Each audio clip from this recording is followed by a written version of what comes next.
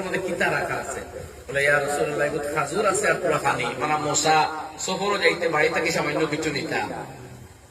ও নবীজি বললেন তামরাতুন তাইয়্যিবাতুন ওয়া মা'উন তাহুর, পানিও পাক আর তোমার খাজুরটাও তো পাক, দেও তোরা খাই। আর তাকে নবীজি উযু করিছেন।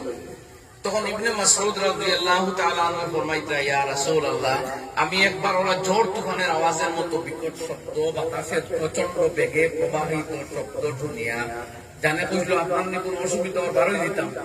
আর বারণে ট্যাক্সি হঠাৎ মনে হইলো আপনি আমার নির্দেশনামা দিয়া গেছিলেন যে এই গন্ডির বাইরে যেতাম না, ও আর গেছি না। আল্লাহ নবী ফরমাইলা যে ও ইবনে মাসউদ, যদি এই চিহ্নর বাইরে তুমি যাইতে গিয়ে কিয়ামত পর্যন্ত আর আমার লগে দেখা হইল না। কোনবাই সিঁড়ি বিড়ি কোনদিন রাতে উড়াই গেল। এই পুরা ঘটনা আপনারা আর বলা করলাম যে আমার উস্তাদ মাহতারাম শাইখুল হাদিস হযরত মাওলানা মুফতি সাঈদ আহমদ পালনপুরী কুদ্দিসাস সিররুহে দর্শ বয়ান।